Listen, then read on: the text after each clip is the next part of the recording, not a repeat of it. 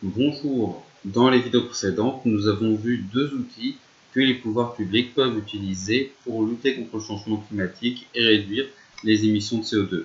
Le premier outil, la réglementation, et le deuxième outil, la taxation, avec une variante, les subventions pour les technologies vertes respectueuses de l'environnement. Dans cette dernière vidéo, nous allons voir un troisième outil, les marchés de quotas d'émissions.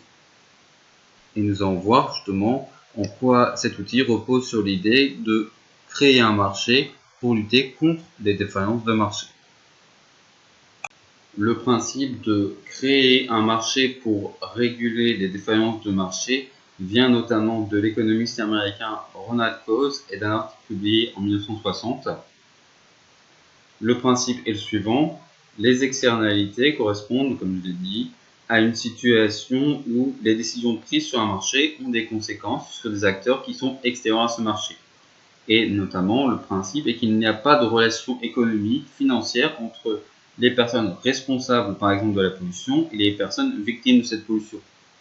La solution proposée par Ronald Coase est de créer un marché, donc créer une relation économique entre les responsables et les victimes de la pollution. On peut imaginer alors deux types de transactions pour limiter la pollution.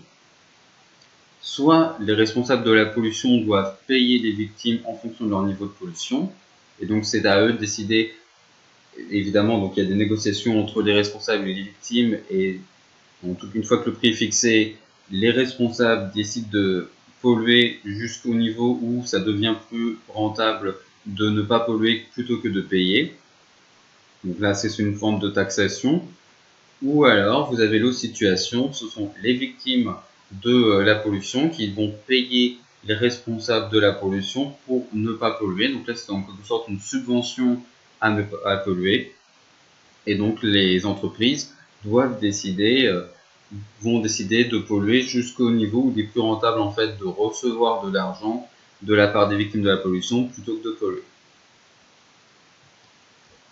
Le problème de cette solution, c'est qu'elle ne marche que pour des situations où on peut identifier très clairement quelles sont les personnes responsables de la pollution et quelles sont les personnes victimes de la pollution, et qu'on peut les mettre en contact les uns avec les autres. Dans le cas du changement climatique, ce n'est pas possible. Ce n'est pas comme dans le cas par exemple d'une entreprise, d'une usine qui polluerait un cours d'eau, et donc il suffirait de mettre en contact les personnes responsables de cette usine avec les personnes qui vivent autour de ce cours d'eau et qui ont besoin de cette eau. Dans le cadre du changement climatique, le nombre de responsables est indénombrable, puisque finalement toutes les activités humaines, économiques sur la planète quasiment sont émettrices de gaz carbonique. Quasiment tout le monde est responsable dans une certaine mesure d'émissions de CO2. Et en même temps, tout le monde est clairement victime de cette pollution, alors peut-être à des degrés divers, mais globalement, tout le monde est victime du changement climatique. Donc, on ne peut pas reprendre telle quelle la solution proposée par Ronald Coase, mais certains économistes s'en sont inspirés pour développer un autre outil, le marché de quotas d'émissions. Ce marché repose sur plusieurs étapes, plusieurs principes. Dans un premier temps, les pouvoirs publics vont distribuer des quotas aux entreprises. Donc chaque quota correspond par exemple justement à, on vous autorise à polluer, à émettre par exemple 1 tonne de CO2. C'est généralement comme ça fonctionne. Et donc on va, par exemple, les pouvoirs publics vont donner 10 quotas à une entreprise, et donc cette entreprise pourrait émettre 10 tonnes de CO2. Alors ensuite, comment est-ce qu'on distribue les quotas? Il y a différentes façons. Les pouvoirs publics peuvent le faire gratuitement en se fondant sur le niveau de pollution, en disant bon bah voilà, cette année vous avez émis 400 tonnes de CO2, donc on va vous donner 400 quotas, en tout cas au départ. Et après on réduit progressivement pour justement obliger les acteurs économiques à réduire leur pollution. On peut aussi distribuer les quotas contre un certain prix, ce qui permet en plus de recevoir finalement à peu près le principe de la taxation, et donc d'avoir un début de dividende grâce aux recettes fiscales. Ensuite, si les entreprises émettent finalement moins de CO2 que ce qu'elles peuvent, que ce qu'elles sont autorisées à faire vu leur niveau de quota, elles ont la possibilité de les revendre et donc de gagner de l'argent. A l'inverse, si leurs émissions de CO2 sont supérieures au quota qu'elles possèdent, elles ont la possibilité d'en acheter, notamment auprès des entreprises qui, elles, ont émis moins de CO2 que ce que les quotas autorisaient. Donc là, il y a un échange, il y a un marché justement entre les entreprises qui ont besoin de quotas et les entreprises qui ont plus de quotas que ceux dont elles ont besoin, ce qui permet de fixer un prix et de inciter à réduire la pollution, à la fois pour avoir besoin de moins de quotas et donc pour être en capacité de les revendre pour gagner de l'argent. On retrouve du coup un caractère incitatif qu'on avait dans la taxation aussi, mais pas dans la réglementation, puisque les entreprises sont incitées, comme je l'ai dit, à polluer le moins possible pour pouvoir gagner plus d'argent possible en revendant leurs quotas, ou au moins en tout cas éviter de dépenser plus d'argent nécessaire en achetant de nouveaux quotas. Contrairement à la taxe qui était un outil prix, puisque là on agissait sur le prix de la pollution et en espérant que cela ait ensuite des conséquences sur les comportements, là on est sur un outil volume. On autorise finalement, un peu comme dans une norme, comme dans le cadre de réglementation, on autorise les entreprises à polluer jusqu'à un certain seuil, on pose une limite qui est claire et on baisse progressivement cette limite en fonction des objectifs que l'on cherche à atteindre. Donc, par exemple, justement, l'entreprise, au départ, au moment de la création du marché de quota d'émissions, émettait 400 tonnes de CO2 chaque année, et on va réduire son nombre de quotas progressivement, et à un moment, par exemple, on va lui donner plus que 300 quotas, et donc elle devra réduire sa pollution au niveau de 300 tonnes de CO2 émis. Donc là, on agit sur le volume de pollution, et ensuite, les conséquences économiques sont moins prévisibles que dans la taxation, mais il y a quand même plus de flexibilité que dans le cadre de la réglementation, puisque justement, il y a des échanges entre les entreprises en fonction de leur facilité à réduire leurs émissions ou pas. Et donc, les entreprises qui ont plus de difficultés à réduire leurs émissions devront acheter des quotas. Donc là, c'est plus flexible contrairement à la réglementation. Évidemment, une chose très importante dans cette perspective, c'est le nombre de quotas qui a lieu. Si vous émettez trop de quotas et que tout le monde se retrouve finalement avec plus de quotas que ceux dont ils ont besoin, votre outil ne servira à rien. Vous avez posé une limite, mais que de toute façon tout le monde respecte spontanément, donc cette limite n'a absolument aucune conséquence, vous ne changez rien à l'activité. Et ça, c'est notamment le problème du système communautaire d'échange de quotas mis en place au niveau de l'Union européenne, notamment parce qu'il a commencé à être créé en 2005, mais il est entré surtout en puissance au niveau de la crise économique de 2007-2008, et à cause justement de la crise économique, l'activité a réduit, et par conséquent, les émissions de CO2 ont réduit.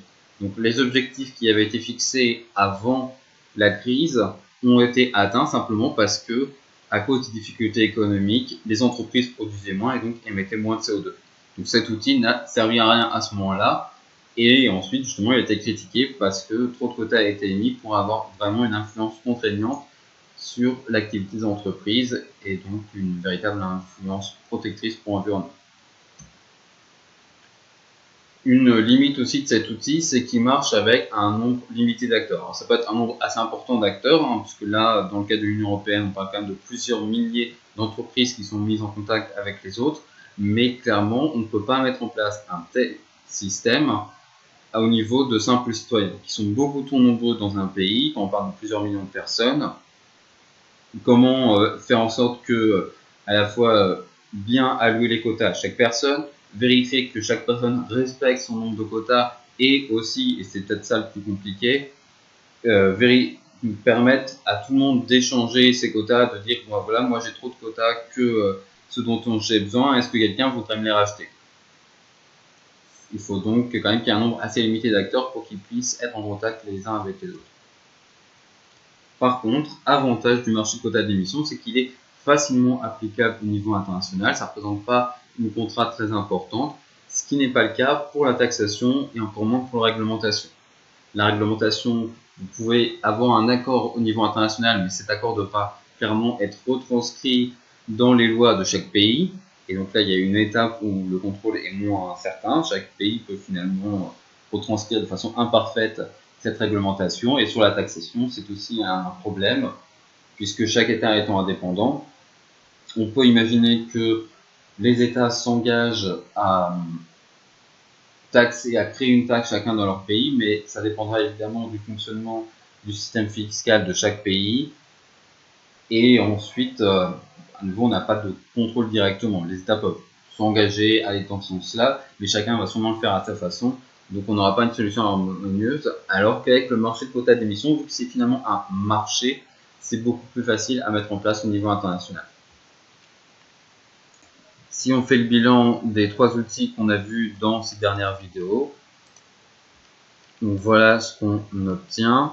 La réglementation, c'est un outil très efficace pour l'environnement, mais il est peu efficient économiquement au sens où il est peu flexible, il ne permet pas de bien s'adapter au fait que toutes les entreprises n'ont pas la même facilité pour réduire leur pollution.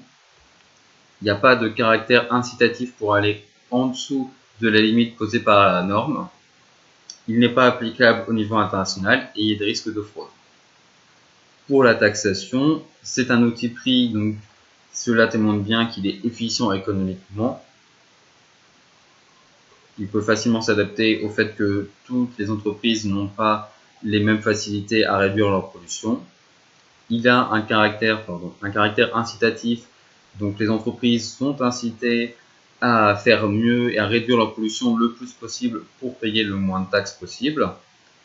Vous avez une situation de double dividende, c'est-à-dire que non seulement donc, on réduit la pollution, mais en plus on gagne de l'argent qu'on peut utiliser soit pour réduire les inégalités, soit pour favoriser la croissance économique, notamment en investissant dans des technologies respectueuses de l'environnement. Et c'est un outil, ça je ne l'avais pas mentionné lorsque je l'ai présenté, je ouvre mon compteur, voilà. C'est un outil qui est applicable sur un grand nombre d'acteurs. La taxation, comme n'importe quelle taxe, finalement notamment la consommation, on peut facilement l'appliquer dans le cadre d'un pays sur tous les habitants de ce pays. Par contre, la taxation n'est pas applicable au niveau international. Comme pour n'importe quel outil en réalité des pouvoirs publics, il y a des risques de fraude, des gens qui ne vont pas payer la taxe qu'ils devraient, et des inégalités, puisque tous les ménages, à la fois en fonction de leur situation sociale, mais aussi en fonction de leur localisation, ne vont pas se retrouver face au même fardeau fiscal. Le marché de quotas d'émissions, c'est un outil volume, c'est-à-dire qu'on agit sur, finalement un peu comme la réglementation, on agit surtout sur le volume de pollution autorisé, le volume d'émissions autorisé, mais contrairement à la réglementation, c'est un outil efficient économiquement qui prend en compte les différences de facilité à dépolluer. Il y a un caractère incitatif pour réduire la pollution le plus possible et c'est un outil applicable au niveau international. Par contre, il y a un certain nombre de désavantages. Tout d'abord, il faut que le nombre de quotas soit quand même assez bas pour qu'il y ait une véritable effet, une véritable contrainte sur les acteurs économiques. Il faut que le nombre d'acteurs économiques soit aussi assez bas. À nouveau, ça peut être un nombre important, mais en tout cas assez bas pour que les acteurs puissent facilement échanger entre eux leurs quotas. Donc, ce n'est pas applicable juste entre de simples habitants d'un pays. Et à nouveau, il y a un risque de fraude si les acteurs économiques décident de ne pas respecter la norme. Soit parce que finalement ils vont mentir sur le nombre de quotas qu'ils possèdent, soit sur leur niveau de pollution.